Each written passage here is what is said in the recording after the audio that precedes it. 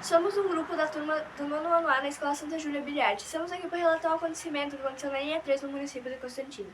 Estamos aqui com a Nilce, uma moradora aqui da região que mora há bastante tempo, e vamos fazer algumas perguntas para ela. Vamos iniciar então com algumas perguntas. Eu queria perguntar como aconteceu, sabe, a história e a que aconteceu no temporal. Tu conseguiria me explicar como aconteceu? Eu posso explicar um pouco, que em 1981, no final da tarde, Ângelo e Dona Leorita foram surpreendidos numa localidade aqui da linha 3, foram surpreendentemente acolhidos com uma chuva, uma trombada d'água, e o carro ficou totalmente tomado pelas águas, foi arrastado. E ao sair do veículo, em questões de sobrevivência, nenhum curto espaço de tempo ali, eles assim, deparando-se com a morte quase, né? A Dona Lorita implorou por Nossa Senhora Aparecida, e interessante que, né, por eles nesse momento, o seu Ângelo viu uma coisa branca, e ele disse, eu vou lá, que ela está lá. E ela estava agarrada numa árvore. E aí, no outro dia, eles vieram ali ver o local e encontraram um chaveirinho com Nossa Senhora da Aparecida. Foi por causa disso que aconteceu,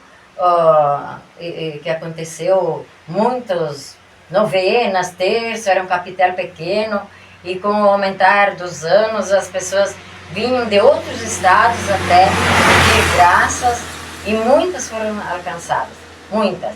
E por isso que agora nós temos esse capitel, que ele é bem colocado aqui e ele recebe muitas pessoas. Você poderia nos dizer o que esse acontecimento mudou na sua forma de ver a fé e a vida? Mudou muito. Essa comunidade, ela teve uma graça, foi uma honra até de ter a Nossa Senhora Aparecida aqui, e mudou muita coisa. A gente, com a fé em Nossa Senhora, a gente alcançou muitos milagres, as pessoas também participam mais, e a fé engrandeceu o nosso espírito de vida.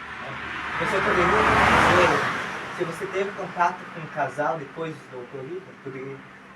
Não, no momento não, mas depois, no decorrer do tempo, a gente conversou como é que foi a história e tudo, e a gente ficou sabendo realmente aquilo que aconteceu, o que a gente viu e escutou pessoas falar.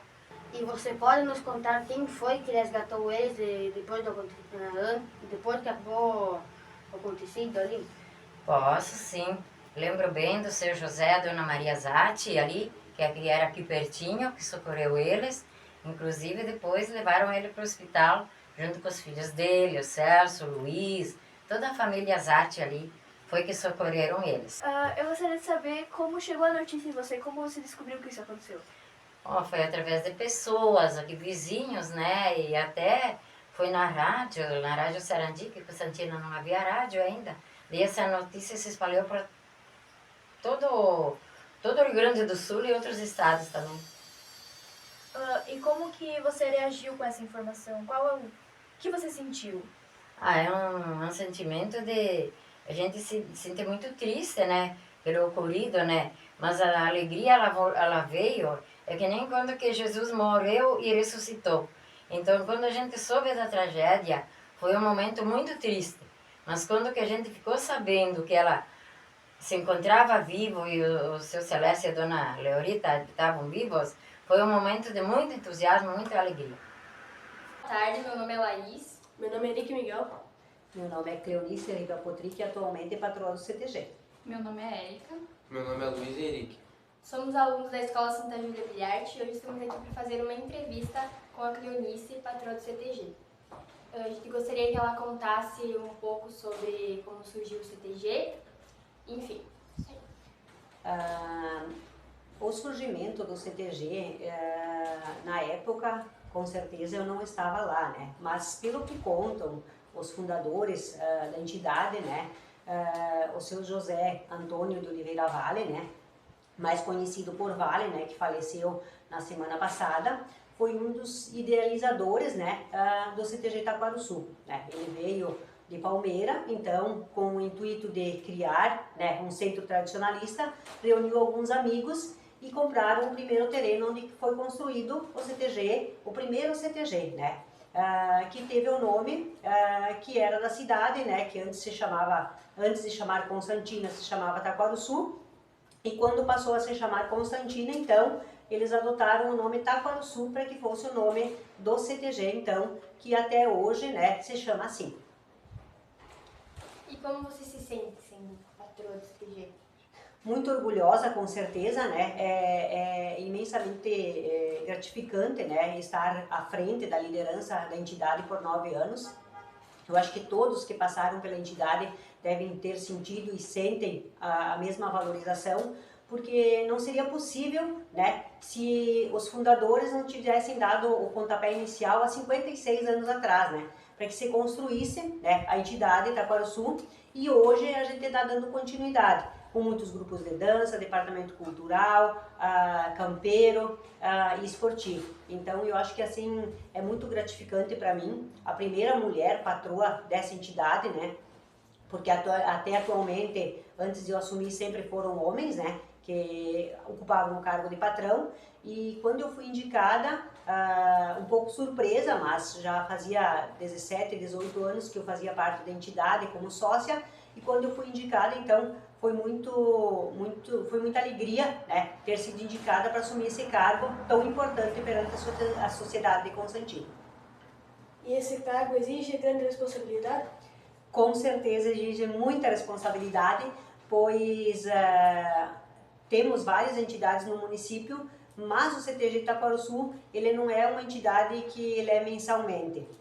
Eu posso dizer que o CTG Taquarussu, ele funciona diariamente, então diariamente a gente tem ensaios, funções, atividades, é uma entidade que exige muito, mas eu digo sempre, para quem está na entidade e para quem trabalha conosco, o trabalho voluntário é um trabalho que engrandece muito, enriquece muito a nossa vivência, então ele é muito importante.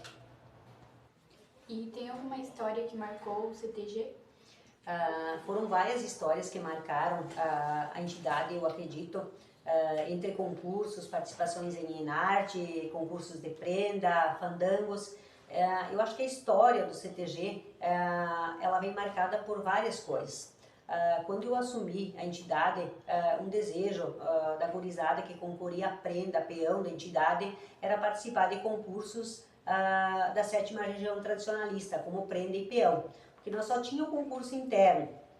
E isso acho que é uma coisa que aconteceu na minha gestão e que marcou muito, pois a minha própria filha, a Bruna, ela queria ter participado desse concurso da região, concorrer a prenda na entidade, como ela foi várias vezes prendas, e participar do concurso da região. Mas nunca teve oportunidade, porque na época o CTG de Taquarussu não tinha a participação ativa da 7ª e a pontuação.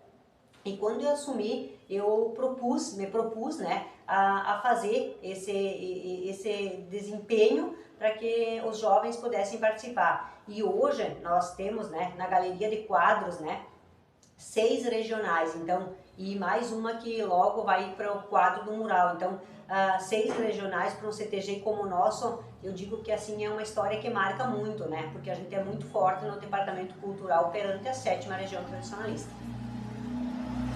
E eu gostaria de saber como funciona o departamento artístico do CTG. O departamento artístico do CTG Taquarussu hoje ele é composto por 6 grupos. O Dente de Leite, que é de 3 a 6 anos, a Escolinha, que é de 6 a 8 anos, a Invernada Pré-Mirim, que é de 8 a 10 anos, a Invernada Mirim, que é de 10 aos 14, o Juvenil, que é de 14 a 18, e o Adulto, então, que é de 18 para cima. O departamento artístico ele é composto por 100 e poucos integrantes, dividido em todas as categorias, e praticamente que todos os dias algum grupo está aqui ensaiando. E além desses, nós temos o grupo de chula também, que ensaia aqui no CTG Taquarussu. Então, o departamento artístico, a gente costuma dizer que é o coração do nosso centro de tradições, porque sem as crianças e os jovens, não valeria a pena a gente trabalhar, fazer trabalho voluntário para manter a entidade.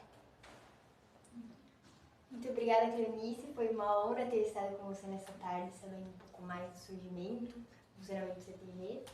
E é isso. Eu agradeço o convite por estar aqui hoje e contar um pouco do que eu sei, né, sobre a história do CTG, e as portas do Centro de Tradições Gaúchas estão sempre abertas quando vocês precisarem de algo.